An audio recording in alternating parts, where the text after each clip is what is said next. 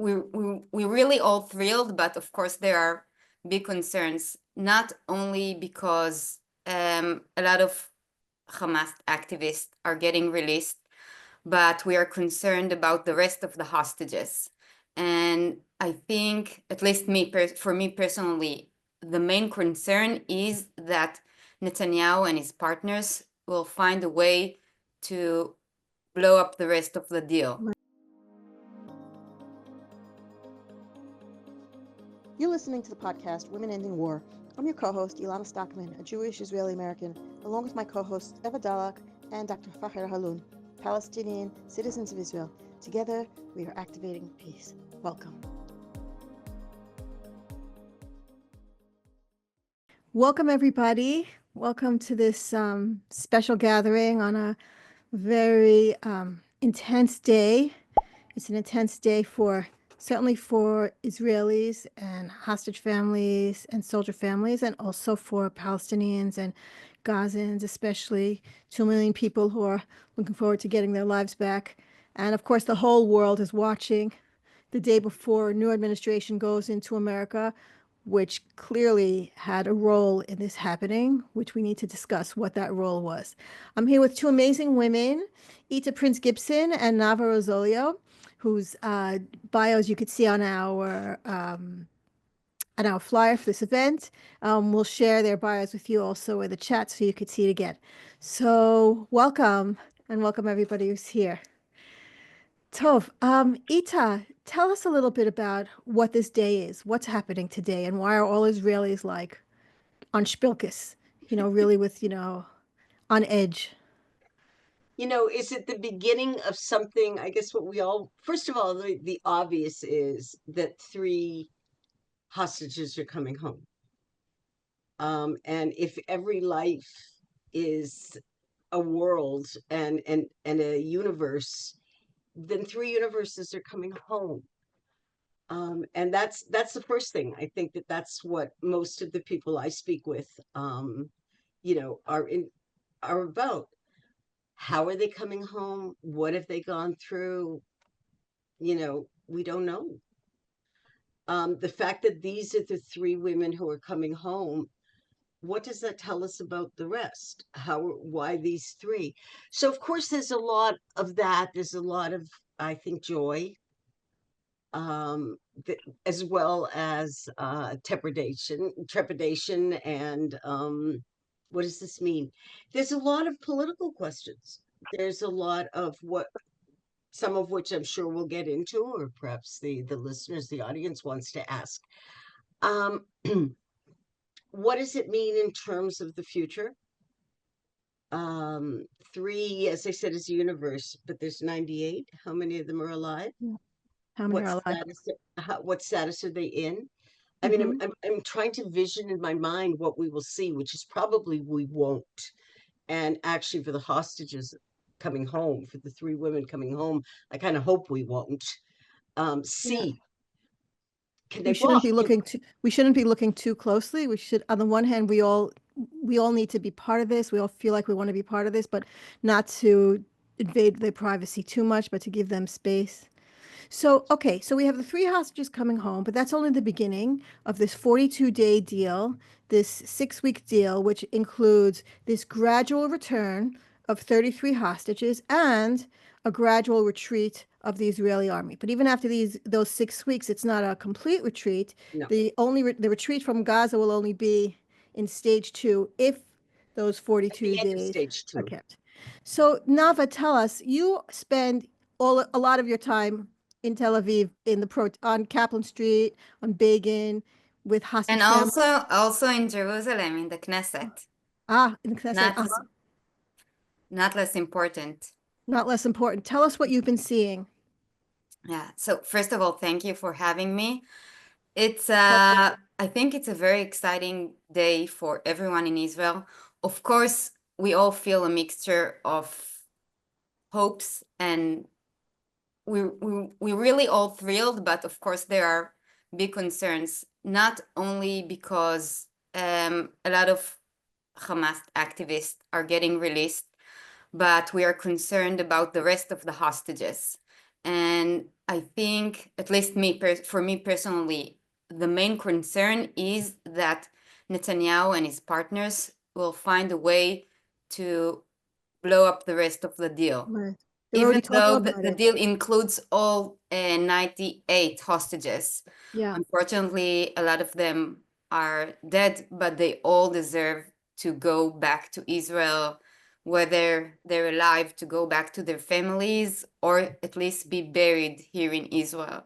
And we're very much concerned that, at least me personally, but I think that's a big concern for a lot of people in Israel, that he would blow up the deal because Smotrich or Ben-Gvir or other of his political partners would demand, we demand to go back to fighting, to fight in Gaza and or the West Bank. That's another goal that they added to the war. And I think they want, Netanyahu's partners want more the war more than seeing the hostages back home. So I'm truly concerned about that. That would Netanyahu just give them what they want because he needs his government. He needs to stay in power. So that's really interesting because most of the last year, every time there has been an opportunity for a deal like this, which has happened several times, it's always been Ben-Gvir and Smotrich who absolutely sabotaged it. I mean, Ben-Gvir bragged about that this week. Ben-Gvir said it out loud that he said he was really proud of himself that he managed to sabotage all of these deals all along. But suddenly now, Bibi Insane. tried to That's make it. insane. It's Sorry. insane. Yeah. Why do you say it's insane? Because you say that his party is Jewish power. You're supposed to be, first of all, Jewish. That's not the Jewish values. You're supposed to save Jewish lives or Israeli lives or any life, but you want to see more blood and death than people going back to their families alive. What is your values? What do you want? What does Ben-Gvir want? What are his values? That's insane. That's inhuman. Yeah. What do you think about that, Eetta? What do you think Ben-Gvir's values are? I think he'd call them Jewish values. Obviously, they're not what I would call, or Navan, seeing you shaking your head. I think his value is very much what he believes, and I'm trying to be as, kind of fair here as I can. That I do think there's an ideology behind it. It's not an ideology that I can in any way accept or respect, but it's placing the state and Jewish supremacy over an individual life very Jewish clearly. supremacy. Yeah, they're very openly want a retake over of Gaza, a Jewish takeover of Gaza. I mean, they don't even try to hide it. And And I think West No, Bank. Smotrich, And what? West why? Bank. I mean, And the from West their Bank. point of view, why should they hide it? It's an absolutely valid. It's like the settlers too, in the West Bank, who no longer hide in any way. Many of them, there's no, oh, we care about everybody else. There are streams like that. I should not be so generalizing, but a lot of it is Jewish supremacy is what the state is about, is what we are about. And if you don't get that, then you're wrong. Then you're not in favor of a Jewish state. That I think of a Jewish state in terms of a prophetic, um, you know, the prophets and the values that are promoted there, that I think of rabbinic Judaism, not what he thinks. And so then, no, there's no reason to hide it. Daniela Weiss, who's in charge of Nahala, the movement that wants to settle the Gaza, isn't hiding it at all. They're openly raising money, including in America. And Yeah. Do you I think think, Israelis are capable of seeing things from Palestinian perspectives? Do you think Israel's, for example, this morning, the deal was delayed by 3 hours. It was supposed to be 8:30 in the morning, and it was delayed by 3 hours because, Hamas hadn't given the list or whatever. During those 3 hours, Israel continued to bombard Gaza. We bombed Gaza City, and 19 people were killed. 19 Palestinians were killed during those 3 hours. But we don't see that in the Israeli news. Of course, We don't. they also lobbed a missile. I mean, we know this, but yes, that is absolutely true. It is absolutely a goal of Smotrich, and he said it on radio, to make Gaza as unlivable as possible.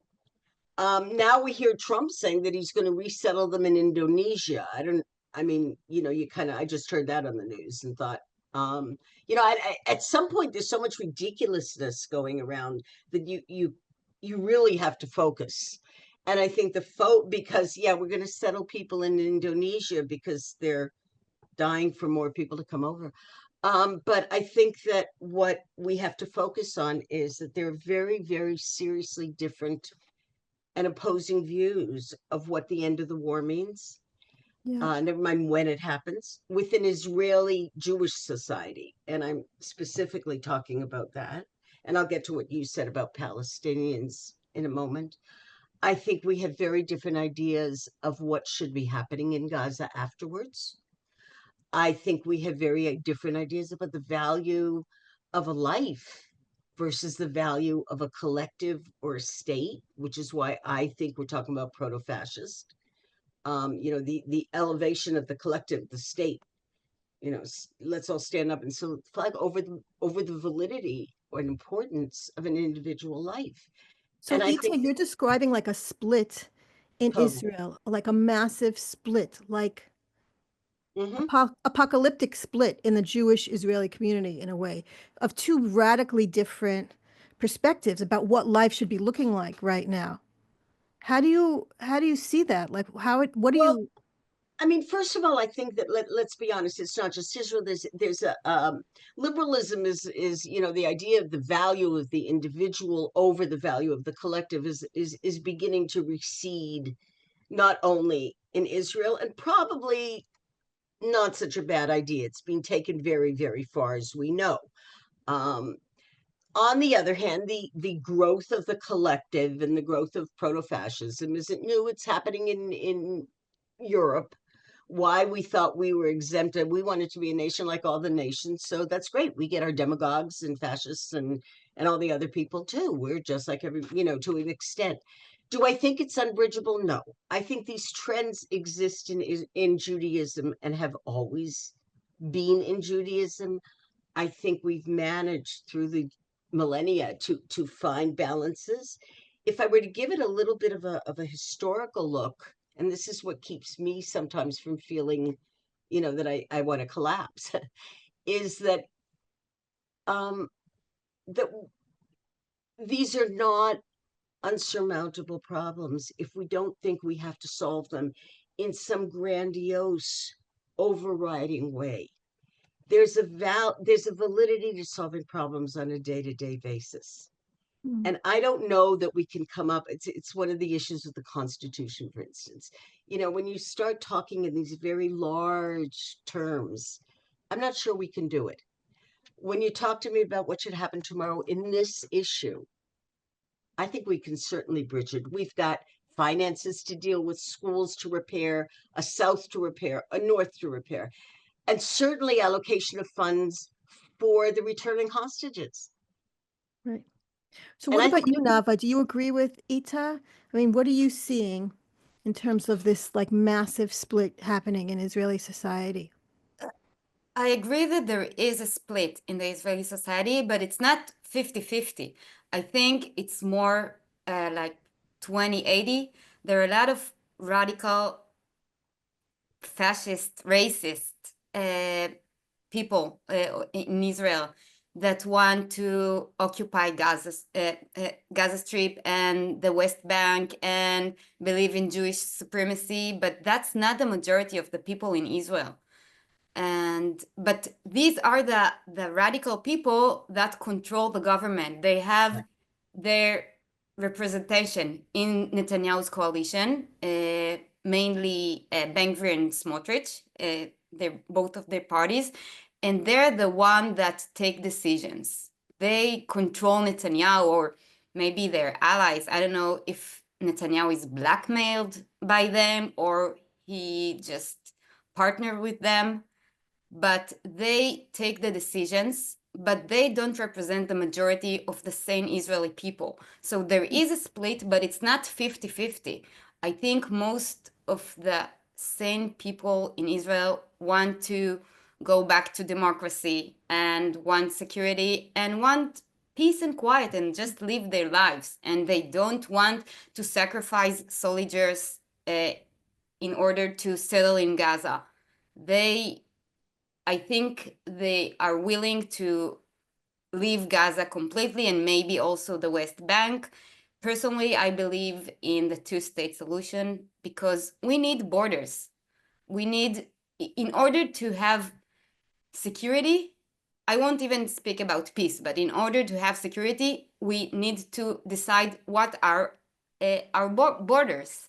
And then we need to protect our borders and not sacrifice soldiers in Gaza to be like ducks in a, how do you say, ברווזים במטווח? Yeah, yeah. Ducks basically in a target. Yeah. No, but Tucks in they- target practice. No, Yeah. but that's what they did. Cannon fodder, basically. Netanyahu is the prime minister of Israel for the past 15 years, not in a row. Maybe there was a 1 year that he hasn't been a prime minister, but he traditionally decides not to decide. That's his policy. He just refuses to decide. What do we want? Do we want to control Gaza? Do we want to leave Gaza completely? Do we want Hamas? Do we want the Palestinian Authority? And he intentionally refuses to he refuses to accept any mechanism. He said not to Hamas, but not to anyone else. So who will control Gaza in the day after, which has been here a long time ago? And that's the basic question Israel needs to answer. What do we want in Gaza? Do we want Israeli soldiers to control Gaza? What do you promise to Trump? What do you promise to the hostages' families? What do you promise to the Israeli citizens? We can't go back to any move on to any solution without answering this basic question. And I wonder what Netanyahu promised to President-elected Trump. What does Trump see for Israel?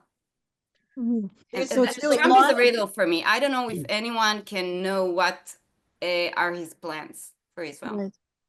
There's a lot of scuttlebutt, and I certainly don't know, and haven't had the chance even to try to find out, that there are secret addenda to this plan that have not been released to the public. That's going around all sorts of journalism channels. They're secret, so they haven't leaked yet. I wouldn't count on them staying secret too long, but that certainly highlights Nava's question and point of what don't we know, what's really going on. It goes back to your question, why now? What did he give to Trump? Why did this happen? It's the same agreement that we saw long ago, unless there are addenda that we don't know about.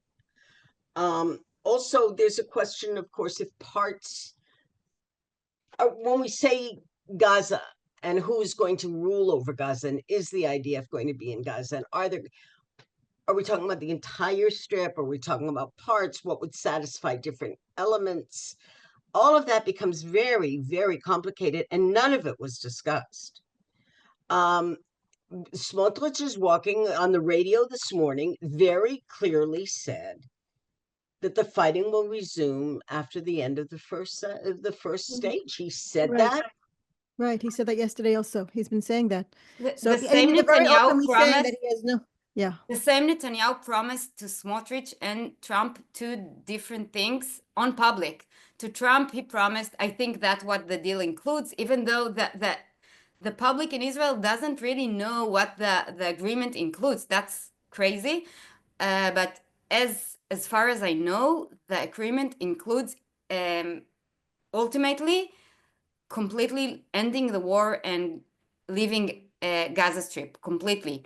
And the same Netanyahu promised to Smotrich that we're going to fight to renew the war in Gaza after the first stage.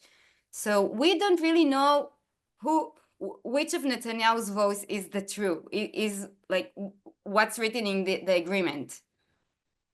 And is Netanyahu scared more of Trump or from Smotrich? I don't know who Netanyahu should we believe. Right. And it's interesting you say that, because Netanyahu's fear of Trump clearly is what drove this deal to happen. He would have been happy, Bibi would have been happy to not have the deal at all. It's the exact same deal that was offered in May. May, it was Biden who was the intermediary, and Netanyahu had no problem at all ignoring Biden and treating Biden like he was a sort of a non-player. He was happy to sabotage Biden altogether, which he did. I mean, Netanyahu, I think, had a very strong role in why Biden lost, why the Democrats lost, because of Biden's role here in Israel. So I think Bibi was happy about that. He seemed to have been happier to have Trump. He thinks Trump is, his buddy or whatever. But now suddenly Trump is here, and Trump is saying, yeah, you better end to this war. Otherwise, heads are going to roll, or whatever he says. And so now Bibi is like a little bit scared, a little bit like needing to pacify Trump, needing to stay buddies with him, that kind of thing. I mean, I think that has a lot to do with why we are where we are today, as opposed to last May, when we could have been here last May. We could have had a lot more hostages still alive, but we didn't. I think because Bibi didn't care about Biden, and Bibi didn't care about the world, and now suddenly he has to care a little bit. But I think your point is really an excellent point. Like, ultimately, Bibi's going to have to choose who he cares to listen to more, Trump or Smotrich. I mean, and Well, now also, you're assuming that we actually know what Trump wants in 2 weeks also. I mean, Trump is ultimately, as I wrote in one of the pieces, very transactional. right. Not ideological, and certainly not relational. The bromance that we all thought was happening here, I wrote incessantly about the bromance, and it lasted about as long as you know it. No, he's not. He's transactional. Right now, what we are all assuming is that the reason that Trump wants an end to this is that he wants that the real prize is Saudi Arabian renewal of the deal of the century, meaning the Abraham Accords. That's an assumption. We haven't heard that. I wish I could say the best I've been able to do is come up with statements of what a metaphor of this is a road, and what are all the potholes along the way. So first of all, what are some of the potholes? Like, there are some real potholes here. Smotrich and Ben-Gvir pulling the whole thing down are a real pothole. Although, on the other hand, the fact that Ben-Gvir resigned today might be a great thing, and if the numbers aren't, no, the reason was the numbers. I mean, I think that what was going on was hold off because you get a better deal from Trump. I don't think Smotrich and Ben-Gvir quitting was ever the threat that was very convenient to believe it was. The numbers are that he would have, at worst, a minority government, knowing fully well that the opposition would have to support him if it had to do with peace agreements. You can't see the opposition opposing and voting together with Ben-Gvir and Smotrich. Think about that. So I'm not sure that that's the issue. I think, first of all, we're all counting that Hamas is going to play fair. I wouldn't put money on that. They're not, they never have. I don't know that they're going to continue returning hostages. I don't know. Hamas is under a lot of pressure from the Palestinians in Gaza, who are desperate for a normal life. Right. I mean, Palestinians are putting pressure on Hamas to let them get back to their homes, to let them Hamas start to also rebuild. wants to control, Hamas very much wants to control the allocation and distribution of the humanitarian aid, which is a problem for Palestinians. So again, a pothole that the whole thing goes crazy in Gaza, irrespective of us. And there's some other people there with arms. Don't forget, we have the Islamic Jihad. Yeah, but Gaza is rubble. I mean, Gaza is. I mean, I can't picture a situation when all of a sudden in the next 6 weeks, Hamas is going to like become some kind of great force again. I mean, I think they will eventually, but not in 6 weeks. I don't think they've been for the past few months either, but that doesn't mean that they haven't been able to run the show in terms of us. I mean, they are the people with guns. They are the people with control. They can. Are they liked? No. Listen to how we've been talking about Bibi. And we're a democracy, at least. No, we're a democracy. I would, I think I could put some caveats on that. But yes, we are democracy. And look how Nava, I think, very realistically described how Bibi does not represent the public. Bibi does not represent a majority. He's holding on by arithmetic and how the counts play out. He doesn't have a majority.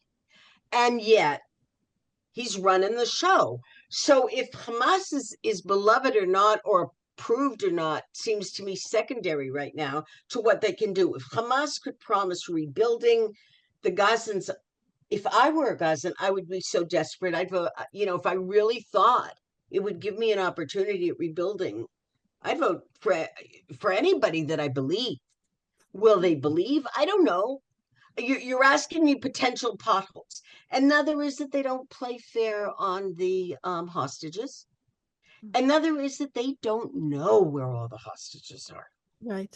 I think it all goes back to the basic question or the basic problem that Netanyahu is unwilling to discuss, to even discuss the replacement of Hamas.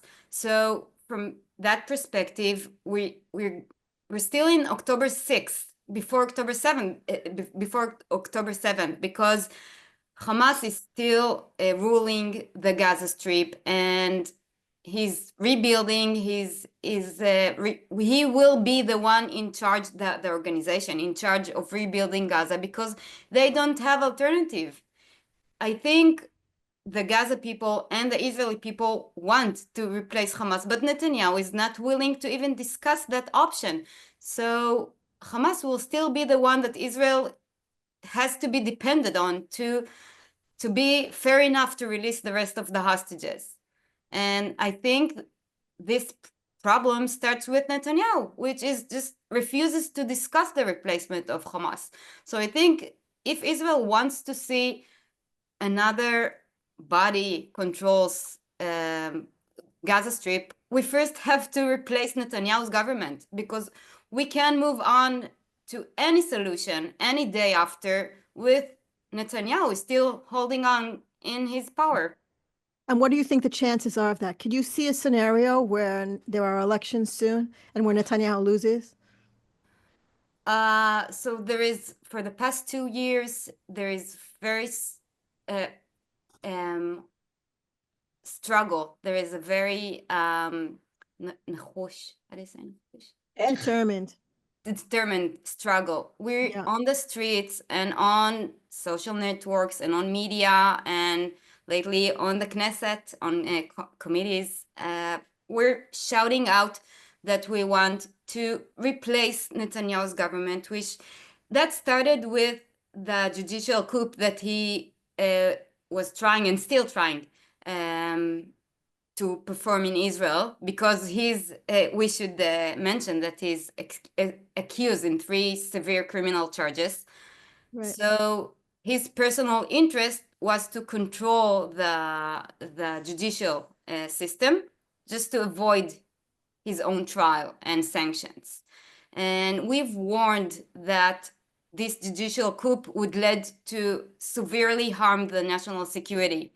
And everyone warned Netanyahu, don't move on with this, that's dangerous. Even his own Gallant, the security minister, warned Netanyahu that we know that this judicial coup would lead to a severe harm in the national security.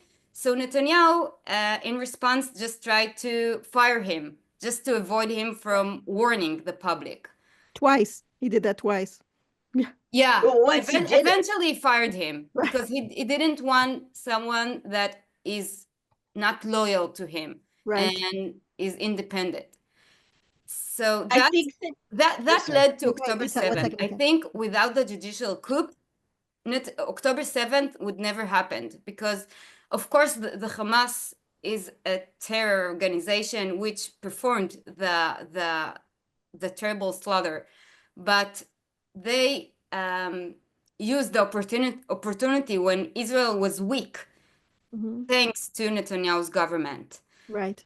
I'm sorry, I forgot the question. Oh, what the struggle, the public struggle to replace Netanyahu's government. So it started with a struggle to replace the government because of the judicial coup, and now it's gotten worse because all of our warnings happened in the most terrible way that you could imagine. Even us, the public, would never thought that it would bring about such a terrible terror attack. And now we're still fighting because we don't have other options. We have to be optimistic and continue with our public struggle, because if you wouldn't be on the street, the government would never just release us from her own goodwill. So we have to continue, and eventually they would dissolve. I don't know what will be the exact reason to this terrible government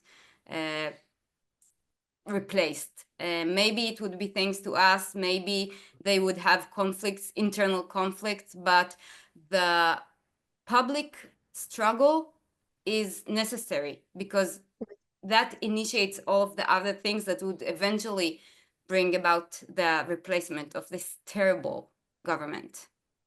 I Eetta, mean, what were I you would gonna say? Yeah, go ahead. without getting into all the details, I don't think that as much as I oppose the judicial reform, I don't think it had very much to do with October 7th or the timing of it, since we know that it was planned. You don't plan something like that over a year. And of course, there's the whole story about the report that was released in July that already had all the details in it that the government ignored. By July, we weren't looking at what we were seeing in November. So I'm not sure I would go that far. However, I do think that I just have to state that the okay. plan was on for few years, but it's not the plan, it's about the execution. They chose the day to execute the plan that was planned before, when Israel was weak, because they identified the opportunity. That's Okay. how I see it. Yeah, it doesn't matter. That's not relevant to our point here. That what happened happened. And I think that the reason how will the government fall? I think that we're often surprised at how governments fall. We're often surprised at how leaders are replaced in history.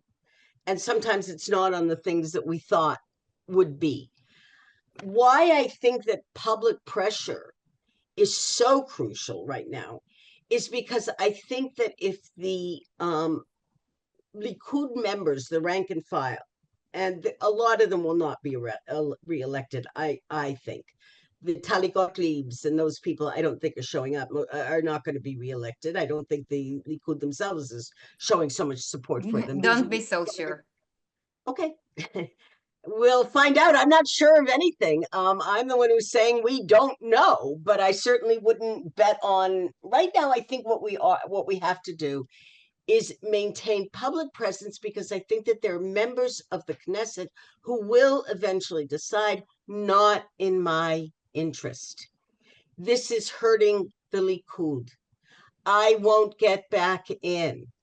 If there's especially some of the rank and files, remember, the more that the Likud, the lower your number on the list, you need more people to vote Likud. We don't know what the atmosphere is going to be like. Right. In We I think didn't those are even know if that's the those are really big elections will take questions. place. We're not sure that the elections will even take place. If Netanyahu's coalition or Netanyahu personally would be so desperate, maybe they would try to find an excuse, maybe the war, or he would find an excuse and just to prevent the elections. Right. I think that's true. I think Netanyahu will do anything to prevent another election. And I think that it's also true that Israeli, the Israeli public sentiment is very labile is kind of the word. It's switching all the time. Right. I mean, I And have to even say, now, as like I somebody have to say who's that I'm really like shocked myself to see how many people are coming out this last week screaming in opposition to this hostage deal. I mean, I'm finding it absolutely shocking there are still people willing to be screaming out loud that they want to still leave the hostages in there. I mean, I feel like on the street, it feels like almost everybody is like, bring them back now, yesterday, at whatever cost. We don't care about what the cost is, just do it like right now. That's what I'm feeling like everywhere I go. And yet suddenly you have, like last week, suddenly all these new pockets of these protesters, and really obnoxious protesters. Like the protesters wanting to keep the hostages there are sometimes really, really violent and well, we vile. know that And I'm the wondering, so like I think about that, and it really makes me worry about what Nava is talking about, what you're talking about here, about how we don't know. Like Netanyahu could sweep the next elections too, because Trump swept the elections, and like who knows? Like who knows how I I feel like we're so at the will of radical and extreme forces, especially like you were saying, Nava, about how the system here works, about, how much the radicals control decision making. The most radical are the people who are ultimately controlling, what happens. And I find that very scary. And the same proportion, you can see it on the streets. You're talking about very violent people that want to leave the hostages in Gaza, but that's not the majority of the people in Israel. I think Right. the vast majority, as you can see on the streets and in any poll, they want to end the war. They want to see the hostages, all of the hostages back home. But the minority just eh, making a lot of noise, but they don't represent the majority. You hear them more because they're violent and they're very sometimes uh, yeah, violent, sometimes even physically, but you can see them on networks and they have even their own bots, like fake accounts. And of course, Netanyahu has his horns and his media channels, propaganda channels. So you Right. think that they're the majority, but they're truly not. They just control everything because they have the budgets, they have the power, they control the legislation. They can just legislate any law that they want.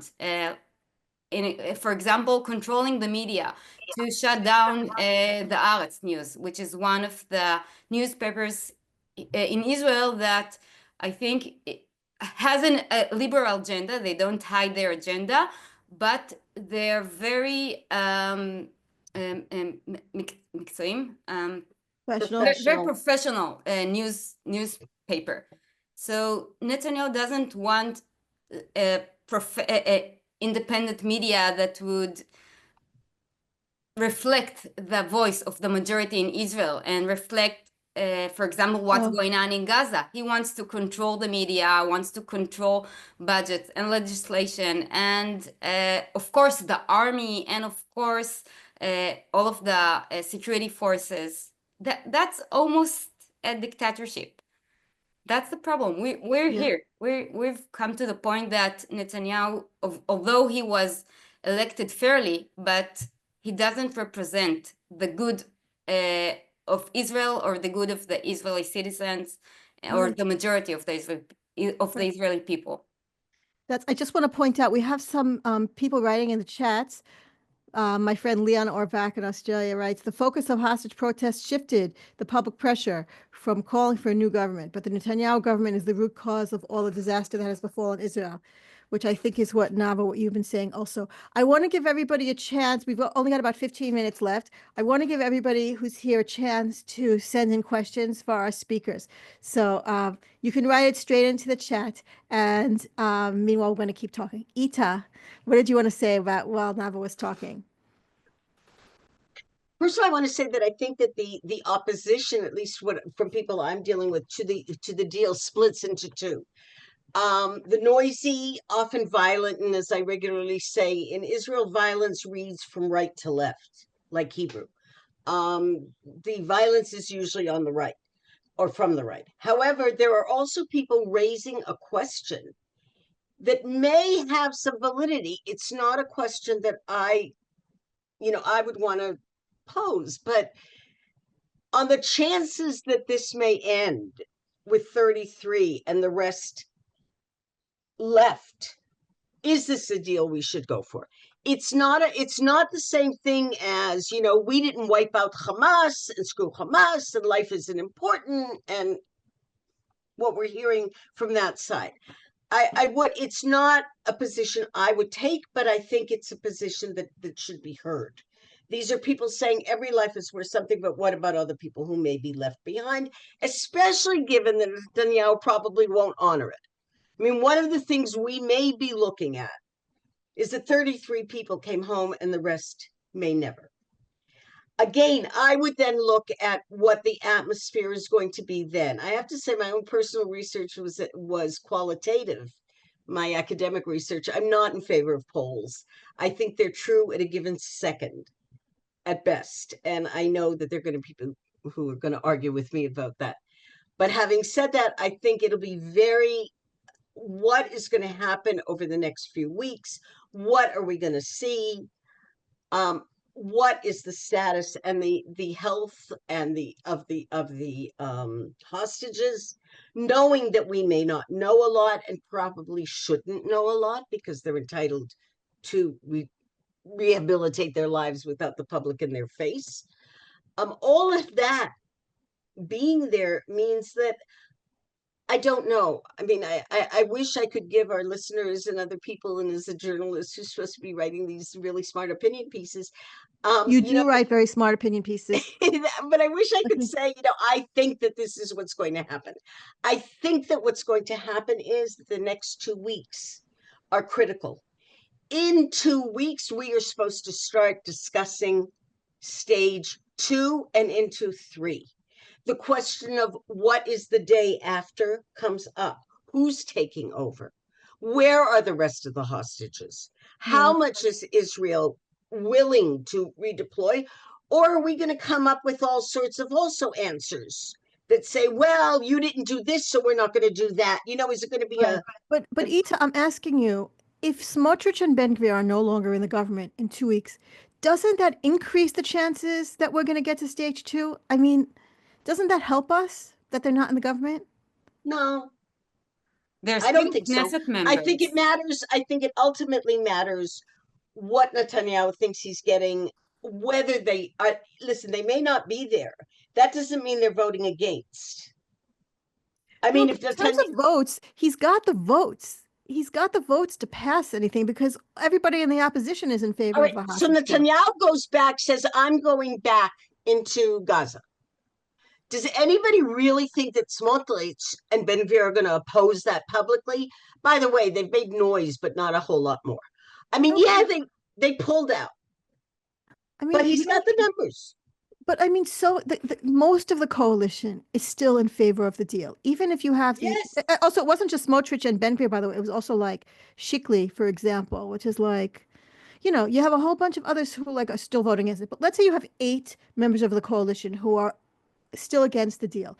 That still leaves a lot of coalition members who ultimately do want the war to end and who possibly are listening to Israeli people and who are also saying this war has to end. So if you add those and all, so don't you think that it's possible that there's enough pressure? Possible. I mean, I'm just saying that I feel like what we were hearing for the last year is that Smotrich and Ben-Gvir were threatening Netanyahu with pulling down the government if this deal passes. So now the deal passed, they dropped out of the government, and the government is still intact. So maybe Bibi doesn't have anything to fear anymore. Plus, you add Trump's pressure and all of that, all hell's going to break loose or whatever. Maybe you have to remember that they're still Knesset member and they can blackmail Netanyahu from the Knesset. They can still threaten him and have Netanyahu worried more from Ben-Gvir and Smotrich in the Knesset than Trump or his political base. Right. That's what you were saying before. We go back to that. Like, who does Bibi I'm not arguing with you at all that it's certainly a possibility. Yeah. What I also think will really matter in terms of the people in the government and the Likud and the other members are what else is going on. And to what extent, these are politicians, to what extent do they feel that within the public, including the Likud, especially the Likud, where they have to stand to primaries, Yeah. is it in their best interest? Right. Obviously, what we saw in America is we were all sitting here saying, well, why isn't the Republican Party breaking with Trump? Because it wasn't in the best interest Right. of those people who chose Right. not to. It's a Right. political game. I wish I didn't Right. have to be so cynical. Oh, I know, Eetta, you know what? I just want to tell you, Eetta, that most of the time I'm really exactly where you are. I'm just like trying to like channel my optimistic voice for a minute to just say like maybe because I'm actually really excited that Smotrich and Ben Gvir resigned. Like that Oh, gives I'm me a lot of delighted. joy. That doesn't mean that they're not going to keep interviewing them on the radio. Right, And that's with true too. regard to the But I'm saying, I don't press, mean to say, but Eetta, I just want to just put it out there that I don't actually disagree with you. I'm just sort of like wavering in my own brain we about all like, are. We right, all are.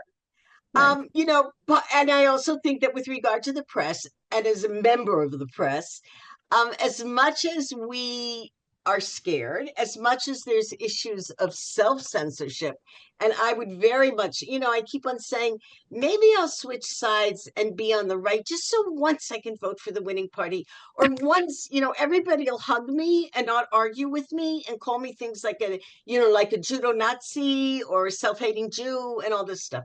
However, having said all of that, I think the press is still quite free. I think actually the press is waking up. yeah, you think so? There was stuff in Ynet that should have been published, I think, months ago. This About what? idea, more about what's happening in Gaza. We're seeing more pictures numerically. We're seeing more. I think we're going to be seeing more. And this idea that Israelis don't see it, come on, we're one of the most internetedly connected people, on earth. People see what they want to see. I think they'll be seeing more. I think that as the issue of the hostages, I do think that is going to be so central. If this goes smooth, if they come back in a reasonable, good it isn't going to be, but in a way that says, there's life, then we're going to see one thing. If we're seeing people who are so broken, if we Right, are seeing people who are dead, I'm sorry to say that. right, We've all been in our heads thinking about these two beautiful redheaded babies. right, And think about whatever all of us have thought. right, Let's think about what it means when we see and we right, know. And I'm going to try not to cry. There's going to be something. I think we have to be patient enough to make sure that we make our positions, ours being the opposition, clear, consistent, out there on the streets at right, all times, embracing and going down and helping the people in the South and doing all right. the things that we're doing. And Yeah. Nava, that's do you agree? Do you think that there's that the left is like rebuilding here? Do you think that there's like a new creation of a stronger left bloc in Israel happening now? Absolutely. I think now that when the deal is trying to take place, things will have to change. First of all, because we're going to see a lot of broken souls Right. go back to Israel and tell the story and tell that the military pressure, which Netanyahu said would ruin Hamas, would destroy Hamas, it just destroyed uninvolved Gaza people and killed some of the hostages, and they would go back, unfortunately, so broken. And maybe that would stop Netanyahu from sabotaging the rest of the deal. And when the Gaza people would go back to their homes, which are not existing anymore because a lot of the houses and infrastructures in Gaza Strip are completely destroyed. Reporters will go back with them and tell the world what's going on in Gaza right now. And I think that would shake Israel and the world so much that I don't think Netanyahu's vicious plan or Netanyahu and his partners' vicious plan to go back to the war, to renew the war and to take over Gaza, I hope the world won't let them, and the Israeli people won't let them. We just fight to bring back home the rest of the hostages and to, Yeah. as Trump said, end this fucking war. Sorry, pardon Yeah, me. that's true. That's true. Okay, we have one last question from the chat. What's the chance of a national investigative commission? What do you think? After the government, 100%. While it's on, 0%. I think that once the government is either replaced or the numbers are changed, and we do have a wild card here for the wrong reason, but we have the Haredim, who give them what they want and they will go in any direction. So we have a little bit of a wild card of what's being promised everywhere. We keep on saying Smotrich and Ben Gvir. We have the Haredim also as a Right. wild card. I Right. think that in this government, not a chance. Completely agree. Past this government, 100%. To Okay, the one extent that anything in this crazy country is 100%. Right. Okay, one Netanyahu is just unwilling to be investigated because he refuses to take responsibility, and he still see a future, political future for himself, even though he led Israel to the most terrible terror attack. I would add one more thing when you asked about the bumps in the road, but this is kind of a different kind of bump. We are going to have a few weeks, hopefully, without fighting. There are going to be troops released. I can't tell you. Remember, there's also an age gap in much of younger people tend to be more right wing. There's a reason they enlist 18-year-olds in the army and not usually 40-year-olds, because older people think differently. I can't tell you how many people, including in my social circle of people with, when we were much younger, had ranks on their shoulders, are saying, if there is a break in the fighting and then they recall the miluim, the reserves, they're not going to show up. That's already happening. It's already happening. And of course, when the government is trying to pass a law that gives a pass from joining the army to the Charedim, to the extreme religious people, just exempt them from serving the army because they're Netanyahu's political partners. That's just stabbing a knife in the back of the people that did more than 200 or more than 300 days of miluim service, serving the army, while others are getting exempt because they support Netanyahu. Right. People just won't agree to that anymore. Right. Okay. It's 3:30 on Sunday, on this day, the first day of the ceasefire, and the government announced that the 3 hostages are set to be released a little bit after 4, and the hostage families have requested that everybody show up to Hostage Square in Tel Aviv. Or are you going, Nava? Are you going to be going there today? Of course, I won't miss it. I won't miss it. You won't miss it. Eetta, what about you? Where are you going at 4 o'clock? Jerusalem. Okay, so because it's 6 o'clock, I have to do a Zoom, so I can't go anywhere. This is like it's this really intense, I was in the taxi and I'm talking to the taxi driver a bit about this, and I was at the grocery store and I'm talking to the cashiers about it. It's just like this thing where like all of Israel is on the edge of their seats. So we're going to end this now so everybody can go and do their thing and watch this, even though, as Eetta reminded us before, we want to also protect their privacy and not be too like, bottlenecking about it. But like, still, it's just one of those days that it's like, we need this new start and we want to see these hostages back and we want to see the ceasefire. We want this war to end. So wishing us all. We need hope. We need hope. And that's the beginning of the hope. Beginning of the hope. And I want to thank everybody on the call. First of all, Elana, I want to thank you, of course, for giving us this opportunity. And everybody on the call, that when you say hope, hope is knowing that as isolated as we are, maybe we aren't, and that there are people who are interested in it behind us. And so all of you, thank you. you. Okay, Thank you so goodbye. much. Bye, everybody, and wishes Bye. it just for good. Happy Ceasefire Day.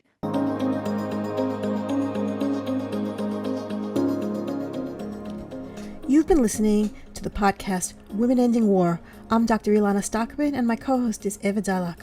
If you like this, please subscribe, share, like, and comment. Links to our channels on YouTube, Spotify, and Apple are below. Follow us on Facebook, Instagram, and Substack. And please consider supporting us financially. We need your help. Link to our GoFundMe page is below. In peace, salam, and shalom.